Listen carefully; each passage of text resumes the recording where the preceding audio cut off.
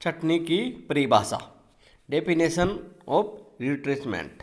छटनी क्या है?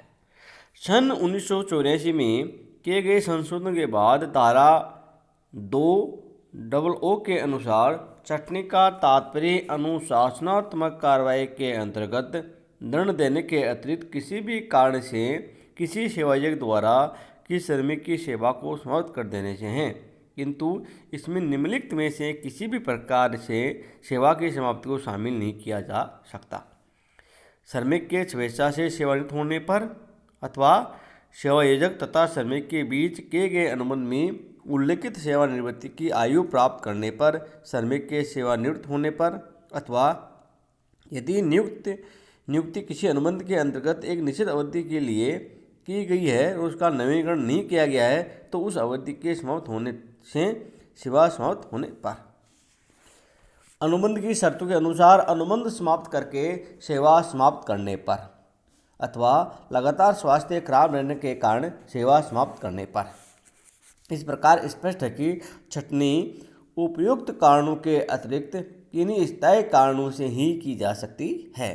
यदि स्थायी रूप से माल की मांग कम हो जाए, कच्चे माल की कमी हो जाए, शक्ति के स्रोत उपलब्ध नहीं हो, मशीनों के आधुनिकीकरण के कारण कार्यभार कम हो जाने, उद्योग में लगातार हानि होने, श्रमिक का स्वास्थ्य सदैव ही खराब रहने लगे, तो श्रमिकों की छटनी की जाती है। किंतु अनुशासनात्मक कार्रवाई के अंतर्गत यदि दंड स्वरूप किसी व्यक्ति की सेवा समाप्त कर दी जाती है, तो वो छटनी नहीं कहलाएगी। कामबंदी तथा छटनी में अंतर। Distinction between lay off and retrenchment. छटनी को रिट्रेंचमेंट कहते हैं और कामबंदी को ले ऑफ। अंग्रेजी में ये इनके स्पेलिंग है। अब है इनमें कामबंदी तथा छटनी में अंतर। कामबंदी एक दिन या कुछ दिनों के लिए होती है। छटनी की दशा में श्रमिक को हमेशा के लिए काम से निकाल दिया जाता है। कामबंदी में अस्थायी तौर पर काम नहीं दिया जाता है और छटनी में श्रमिक को सदैव के लिए कार्य से हटा दिया जाता है। कामबंदी के लिए पूर्व सूचना आवश्यक नहीं होती है, जबकि छटनी की दशा में कम से कम 1 माह का नोटिस देना होता है। कामबंदी किसी विभाग या संस्थान से सभी श्रमिकों की एक साथ भी हो सकती है, जबकि छटनी सभी श्रमिकों की नहीं होती है। कामबंदी दशा में कारखाना बंद भी हो सकता है, जबकि छटनी दशा में कार्य चालू रहता है। कामबंदी के बाद भी श्रमिक एवं सेवायोजक के बीच आपसी संबंध बने रहते हैं, जबकि छटनी की दशा में श्रमिक एवं सेवायोजक के बीच के संबंध समाप्त हो जाते हैं। श्रमिकों की नियोजन। कामबंदी में श्रमिकों की नियोजन स्थल पर दिन में कम से कम एक बार उपस्थिति आवश्यक है, जबकि छटनी के बाद उपस्थिति का प्रश्न ही नहीं उठता है। कामबंदी एक दिन काम न देने पर उस दिन मिलने वाले कुल पारिश्रमिक का 50% क्षतिपूर्ति रूप में दिया जाता है, जबकि छटनी में कुल सेवा काल के आधार पर प्रत्येक 1 वर्ष की या 6 माह से अधिक की सेवा के लिए 15 दिन की औसत मजदूरी देनी होती है। छटनी के पूर्व की शर्तें। Condition precedent to retrenchment. धारा 25 ऐप के अनुसार वैध छटनी तभी की जाएगी जबकि निम्नलिखित शर्तें पूरी होती हो। पहली, 1 वर्ष की निरंतर सेवा की हो। छटनी उसी श्रमिक की जा सकती है जबकि वह किसी सेवायोजक के पास कम से कम 1 वर्ष तक निरंतर सेवा में रहा हो। 1 महीने का नोटिस देना। छटनी तभी वैध होगी जबकि उस श्रमिक को 1 महीने का लिखित नोटिस दे दिया गया हो। इस नोटिस में उन कारणों का उल्लेख भी करना चाहिए जिनके अंतर्गत छटनी की जा रही है। नोटिस की अवधि व्यतीत होने पर छटनी तभी की जा सकती है जबकि छटनी के नोटिस की अवधि समाप्त हो गई हो। नोटिस के अभाव में भुगतान। यदि सेवायोजक ने छटनी का नोटिस नहीं दिया है तो उसके बदले में उस अवधि की मजदूरी का भुगतान कर दिया गया हो। छटनी की क्षतिपूर्ति। वैध छटनी तभी हुई मानी जाएगी जब छटनी की क्षतिपूर्ति राशि का भुगतान कर दिया गया हो। क्षतिपूर्ति राशि निरंतर सेवा के प्रत्येक पूरे वर्ष अथवा 6 महीनों से अधिक की अवधि के किसी विभाग के लिए 15 दिन के औसत वेतन के बराबर होगी। उस समुचित सरकार या प्राधिकारी को नोटिस देना। सेवायोजक को छटनी का नोटिस समुचित सरकार तो उसके द्वारा निर्धारित प्राधिकारी के पास भी भेजना चाहिए। ऐसा निर्धारित रीति से ही दिया जाना चाहिए। उपक्रमों के अंतरण की दशा में क्षतिपूर्ति, यानी अधिग्रहण करते समय क्या होगा। Compensation in case of transfer of undertakings, यदि उपक्रमों के प्रबंध या स्वामित्व का अंतरण या ट्रांसफर होता है तो उसके श्रमिकों को भी क्षतिपूर्ति प्राप्त करने का अधिकार होता है। इसके कानूनी प्रावधान निम्न प्रकार से हैं। पहला, छटनी के नियमानुसार ही नोटिस तथा क्षतिपूर्ति, यदि किसी उपक्रम का स्वामित्व या प्रबंध किसी अनुबंध के अंतर्गत या किसी राजनियम के लागू होने से किसी दूसरे सेवायोजक को हस्तांतरित होता है तो प्रत्येक श्रमिक को छटनी के नियमों के अनुसार ही नोटिस तथा क्षतिपूर्ति प्राप्त करने का अधिकार ठीक उसी प्रकार होगा मानो कि उस श्रमिक की छटनी की जा रही हो। नोटिस तथा क्षतिपूर्ति प्राप्त अधिकार तभी होगा जबकि वह ऐसा हस्तांतरण के ठीक पूर्व के 12 महीनों में सेवायोजक की निरंतर सेवा में रहा हो। धारा 25(f). नोटिस तथा क्षतिपूर्ति प्राप्त न होना, यदि किसी उपक्रम के हस्तांतरण के परिणामस्वरूप किसी श्रमिक का सेवायोजक बदल जाता है तो उसी निम्न दशाओं में नोटिस तथा क्षतिपूर्ति प्राप्त अधिकार नहीं होता है। यदि ऐसे हस्तांतरण से उसकी सेवा में कोई व्यवधान उपस्थित नहीं हुआ है, यदि ऐसे हस्तांतरण के बाद सेवा की शर्तें ऐसी है जो किसी भी दशा में ऐसे हस्तांतरण से पूर्व लागू होने वाले शर्तों से कम अनुकूल नहीं है, तथा ऐसे हस्तांतरण की शर्तों के अधीन यदि नया संयोजक भी छटनी की दशा उसी प्रकार से क्षतिपूर्ति देने के लिए उत्तरदायी है जिससे कि उसकी सेवा निरंतर चल रही है तथा ऐसे हस्तांतरण से उसकी सेवा में कोई व्यवधान उपस्थित नहीं हुआ है। धारा 25(f) का परंतु उपक्रम को बंद करने की सूचना, नोटिस ऑफ क्लोज डाउन, धारा 25(f)(a) के अनुसार किसी उपक्रम को बंद करने के इरादे के संबंध में सूचना देने के संबंध में कुछ प्रावधान है। जो औद्योगिक विवाद अधिनियम 1947 है उसमें कुछ प्रावधान कर रखे हैं। धारा 25(f)(a) के तहत 60 दिन की पूर्व सूचना देना, यदि कोई सेवायोजक अपने किसी उपक्रम को बंद करना चाहता है तो उसी ऐसे बंद के प्रभावी होने की तिथि से कम 60 दिन पूर्व समुचित सरकार को इसकी सूचना देनी होगी। यदि सूचना निर्धारित तिथि से ही दी जानी चाहिए।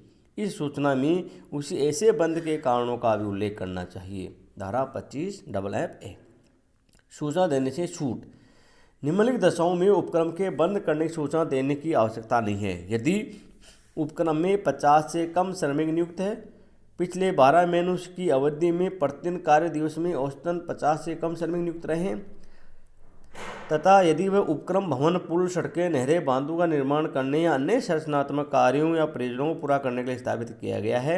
धारा 25(f) का परंतु और समुचित सरकार द्वारा छूट देना, उपक्रम में दुर्घटना होने अथवा संयोजक की मृत्यु होने अथवा ऐसी अन्य अपवादजनक परिस्थितियों के अंतर्गत यदि समुचित सरकार संतुष्ट हो तो वह आदेशदारों द्वारा यह निर्देश दे सकती है कि ऐसे उपक्रम को बंद करने की सूचना संबंधी प्रावधान एक निर्धारित तक लागू नहीं होंगे। धारा 25(f)(2) बंद करने पर क्षतिपूर्ति, कंपेंसेशन फॉर क्लोज डाउन, यदि किसी उपक्रम को बंद कर दिया जाता है तो उस उपक्रम के श्रमिकों को क्षतिपूर्ति प्राप्त करने का अधिकार होता है। अधिनियम की धारा में प्रमुख प्रावधान किए गए हैं। पहला, छटनी के नियमानुसार ही नोटिस एवं क्षतिपूर्ति का अधिकार, यदि कोई उपक्रम किसी कारण से बंद किया जाता है तो उसके प्रत्येक ऐसे श्रमिक को जिसने इसे बंद से ठीक पहले निरंतर सेवा का 1 वर्ष पूरा कर लिया है और उसी छटनी के नियमों के अनुसार धारा 25(f) के अनुसार ही नोटिस तथा क्षतिपूर्ति प्राप्त करने का अधिकार होगा। दूसरे शब्दों में बंद करने की दशा में श्रमिकों को कार्य देना भी छटनी के समान ही माना जाएगा। धारा 25(f)(1) अपरिहार्य परिस्थितियों में बंद करने पर क्षतिपूर्ति, यदि किसी उपक्रम को किन्हीं ऐसे कारणों से बंद करना पड़ता है जिन पर सेवायोजकों का कोई नियंत्रण नहीं है तो श्रमिक को अधिकतम 3 महीनों के औसत वेतन के बराबर क्षतिपूर्ति दी जा सकती है। धारा 25(f)(1) का परंतु अपवाद, यहाँ ये ध्यान देने योग्य बात है कि निम्नलिखित कारणों में किसी भी कारण से बंद किए गए उपक्रम को सेवायोजक के नियंत्रण के बाहर अपरिहार्य कारणों से बंद हुआ उपक्रम नहीं माना जा सकता है। वित्तीय कठिनाइयों, जिनमें वित्तीय हानियाँ भी सम्मिलित है के कारण, स्टॉक का जमा हो जाने के कारण, पट्टे या लाइसेंस की अवधि समाप्त हो जाने के कारण, खनन कार्य में लगे उपक्रम की दशा में उस क्षेत्र में खनिजों के भंडार संपादन समाप्त हो जाने के कारण। धारा 25(f)(1) का स्पष्टीकरण, खनन कार्य वाले उपक्रम की दशा में श्रमिक को क्षतिपूर्ति प्राप्त न होना, यदि कोई उपक्रम खनन कार्य करता है तथा किसी क्षेत्र विशेष में जिसमें वह कार्य करता है में खनिज भंडार समाप्त हो जाते हैं तो उसके श्रमिकों को छंटनी की नियमानुसार सूचना एवं क्षतिपूर्ति धारा 25 ऐप के अनुसार प्राप्त करने का अधिकार नहीं होगा यदि निम्न शर्तें पूरी होती हो।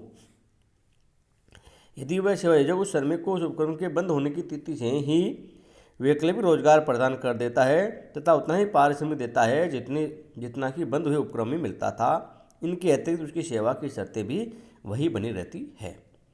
दूसरा, यदि वैकल्पिक रोजगार से उसकी सेवा में कोई व्यवधान उपस्थित नहीं होता है।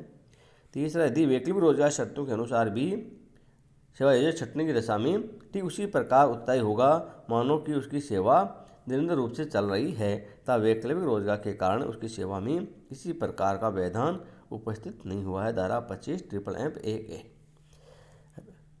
संरचनात्मक कार्यों वाले उपक्रमों के 2 वर्ष में बंद होने पर क्षतिपूर्ति नहीं। जो कंस्ट्रक्शन वर्क होते हैं, यदि किसी उपक्रम की स्थापना भवन, पुल, सड़कें, नहरें, बांध बनाने या अन्य इसी प्रकार का संरचनात्मक कार्य करने के लिए की जाती है तथा उपक्रम की स्थापना के 2 वर्षों में भी कार्य पूरा हो जाता है तो किसी भी श्रमिक को नोटिस या क्षतिपूर्ति धारा 25 के अधीन प्राप्त करने का अधिकार नहीं होगा। किंतु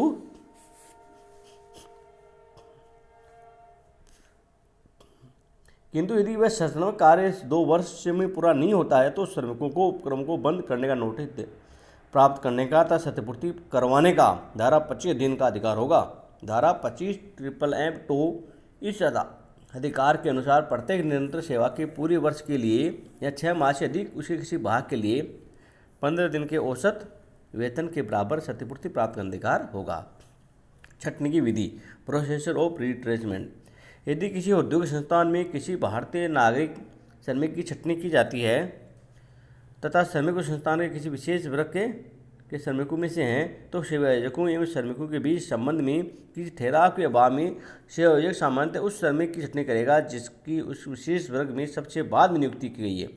यदि सेवायोजक किसी अन्य श्रमिक की छंटनी करता है तो उसे उसके कारणों को भी अभिलेखित करना होगा। धारा 25 जी।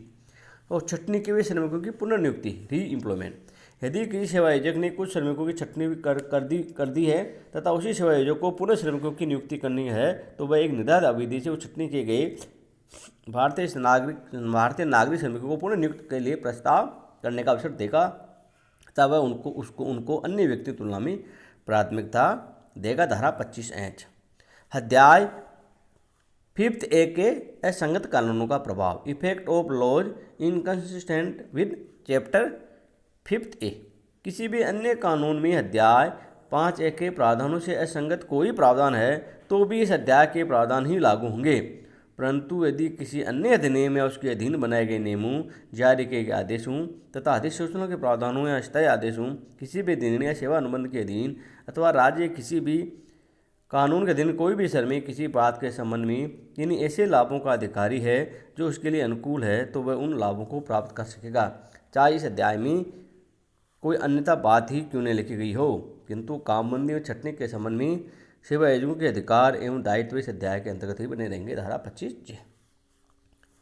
अध्याय 5 बी के प्रावधान, प्रोविजंस ऑफ चैप्टर 5 बी। इस अधिनियम के अध्याय 5 बी के अर्थात धारा 25 के से 25 एस तक के प्रावधान निम्नलिखित औद्योगिक संस्थानों पर लागू होते हैं। जो औद्योगिक संस्थान मौसमी प्रकृति का नहीं है अथवा जिस औद्योगिक संस्थान में कार्य अंतरालों से यहाँ सविराम नहीं किया जाता है, या जिसमें पिछले 12 महीनों में प्रति कार्य दिवस कम से कम 100 श्रमिक नियोजित कर रहे हैं। कोई संस्थान मौसमी प्रकृति का है या नहीं अथवा किस संस्थान के अंतरालों से कार्य होता है या नहीं, ऐसे प्रश्न पर समुचित सरकार का निर्णय अंतिम होगा। धारा 25 की। इस अध्याय के अधीन औद्योगिक संस्थान से तात्पर्य कारखाना अधिनियम 1948 के अधीन परिभाषित कारखाने से हैं अथवा खान अधिनियम 1952 के अधीन परिभाषित खान से हैं अथवा बागान अधिनियम 1951 के अधीन परिभाषित बागान से हैं। धारा 25 एल ए और धारा 25 एल 2 के उपखंड 2 के अधीन किसी भी बात के होते हुए भी निम्नलिखित के संदर्भ में समुचित सरकार से तात्पर्य केंद्र सरकार से ही होगा कि ऐसी कंपनी के संदर्भ में जिसमें प्रदत्त पूंजी में से कम 51% पूंजी केंद्र सरकार द्वारा धारित है, अथवा कि ऐसे निगम के संबंध में धारा 2A1 में निर्दिष्ट निगमों को छोड़कर जो संसद द्वारा बनाए गए कानून के अधीन स्थापित किया गया है। धारा 25L(2). दूसरे शब्दों में ये कह सकते हैं, केंद्र सरकार के स्वामित्व वाली सरकारी कंपनी तथा निगम के लिए संयुक्त सरकार केंद्र सरकारी होगी। अध्याय 5B के अधीन आने वाले औद्योगिक संस्थानों में कामबंदी छंटनी तथा उनको बंद करने पर श्रमिकों को सूचनाएं और क्षतिपूर्ति देने संबंधी प्रावधान का उल्लेख अध्याय 5B में किया गया है। कामबंदी संबंधी प्रावधान या निषेध, प्रोविजंस या provision relating to lay off. धारा 1984 में धारा 25M में संशोधन किया गया था। इस संशोधन के बाद कामबंदी संबंधी प्रावधान इस प्रकार है। पूर्वानुमति से कामबंदी, यदि किसी औद्योगिक संस्थान के उपस्थित रजिस्टर में किस श्रमिक का नाम लिखा हुआ है तो उस श्रमिक की कामबंदी तब तक नहीं की जा सकती जब तक कि समुचित सरकार या उसके द्वारा निर्धारित अधिकारी से पूर्वानुमति न ले ली गई हो। पूर्वानुमति प्राप्त करने के लिए एक आवेदन करना पड़ेगा। धारा 25M(1). कामबंदी पूर्वानुमति के बिना भी की जा सकती है, किंतु ऐसा तभी किया जा सकता है जब विद्युत शक्ति की कमी उत्पन्न हो गई हो या कोई प्राकृतिक विपदा आ गई हो। खदान की दशा में कामबंदी तब की जा सकती है जब खान में आग, बाढ़, विस्फोट अथवा ज्वलनशील गैस की अधिकता उत्पन्न हुई। धारा 25M(1). निर्धारित रीति से आवेदन करना। कामबंदी की पूर्वानुमति प्राप्त करने के लिए सेवायोजक को निर्धारित रीति से एक आवेदन पत्र सरकार को देना होगा। इसमें भी कामबंदी के कारणों का उल्लेख करना होगा। इस आवेदन पत्र की एक प्रति संबंधित श्रमिक को भी उसी समय दी जाएगी। खनन संस्थानों में कामबंदी जारी रखने के लिए पूर्वानुमति। यदि किसी खनन औद्योगिक संस्थान के श्रमिकों की अग्नि, बाढ़, विस्फोट अथवा ज्वलनशील गैस की अधिकता के कारण कामबंदी कर दी जाती है तो इस संस्थान के सेवायोजक को ऐसी कामबंदी के प्रारंभ होने की तिथि के 30 दिनों के भीतर उपयुक्त सरकार अथवा निर्दिष्ट अधिकारी के पास कामबंदी को जारी रखने के लिए पूर्वानुमति प्राप्त करने हेतु निर्धारित विधि से आवेदन करना चाहिए। धारा 25M(3). सरकार द्वारा पूर्वानुमति लेना।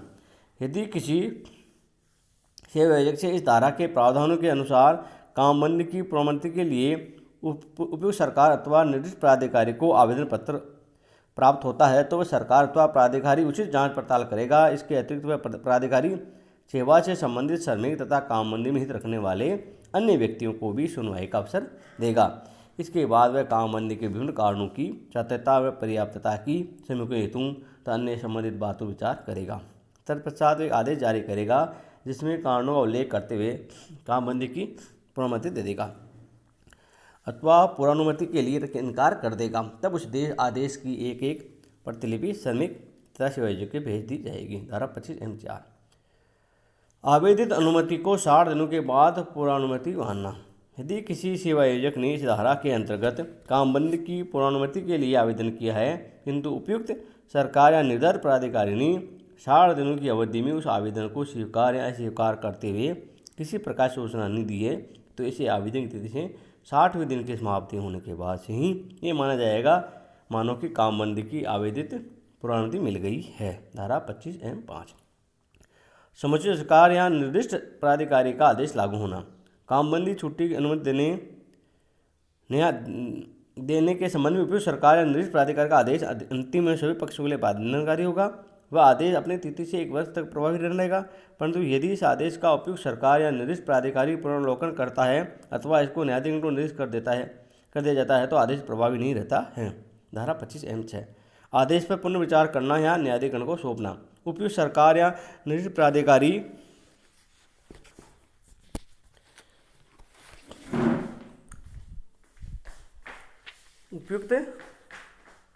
उपयुक्त सरकार या निर्दिष्ट प्राधिकारी अपनी स्वेच्छा से अथवा संयोजक द्वारा किसी श्रमिक की आवेदन पर इस अपने आदेश पर पुनर्विचार कर सकता है अथवा मामला न्यायाधीकरण को न्याय निर्णय हेतु सौंप सकता है। यदि मामला अधिकरण को निर्धारित कर दिया जाता है तो उसी ऐसे निर्देशन की तिथि के 30 दिनों के भीतर अपना नया निर्णय देना पड़ेगा। धारा 25M(7). पूर्वानुमति में आवेदन न करने पर कामबंदी अवैध। यदि कामबंदी की पूर्वानुमति के लिए आवेदन नहीं दिया जाता है अथवा खनन संस्थाओं में निर्दिष्ट कारणों से कामबंदी करने के बाद 30 दिनों में से आगे जाने की पूर्वानुमति हेतु आवेदन नहीं किया जाता है और कामबंदी कर दी जाती है उसे कामबंदी अवैध मानी जाएगी। ऐसी दशा में कामबंदी किए गए श्रमिक को कामबंदी की अवधि में वे सभी लाभ प्राप्त करने का अधिकार होगा मानो कि उसकी कामबंदी नहीं की गई है। धारा 25 एम 8। छूट देने का अधिकार। यदि अपवादन परिस्थितियों यथा संस्थानों में दुर्घटना होने अथवा शरीर की मृत्यु होने अथवा अन्य इसी प्रकार के कारणों से मुझे सरकार संतुष्ट हो जाए तो ऐसा करना उपयुक्त समझे तो वह अपने आदेश द्वारा किसी भी संस्थान को एक निश्चित अवधि के लिए छूट देने का अधिकार। यदि अपवादन परिस्थितियां यथा संस्थानों में दुर्घटना होने अथवा स्वयं मृत्यु होने अथवा अन्य किसी प्रकार कारणों से समिति सरकार संतुष्ट हो जाए तो ऐसा करना उपयुक्त समझे तो अपने आदेश द्वारा किसी भी संस्थान को एक निश्चित अवधि के लिए कामबंदी हेतु प्रोन्नति प्राप्त करने के लिए उपधारा 1 तथा 3 के प्रावधानों के पालन से छूट दे सकती है। धारा 25 एम 9। क्षतिपूर्ति प्राप्त करने का अधिकार। इन संस्थानों के श्रमिकों को भी कामबंदी के दिनों की क्षतिपूर्ति प्राप्त करने का अधिकार होगा। क्षतिपूर्ति धारा 25 के प्रावधानों के अनुसार छंटनी की क्षतिपूर्ति राशि में से कामबंदी क्षतिपूर्ति का मुजरा करने वाले प्रावधानों छोड़कर प्राप्त करने का अधिकार होगा। धारा 25 एम 10। यहाँ ये उल्लेखनीय बात यह भी है कि यदि कोई सेवा आयोजक किसी कामबंदी वाले श्रमिक को वैकल्पिक रोजगार उपलब्ध कर देता है तो उसी श्रमिक की कामबंदी हुई नहीं मानी जाएगी। वैकल्पिक रोजगार को पहले ही परिभाषित अपन कर चुके हैं। धन्यवाद।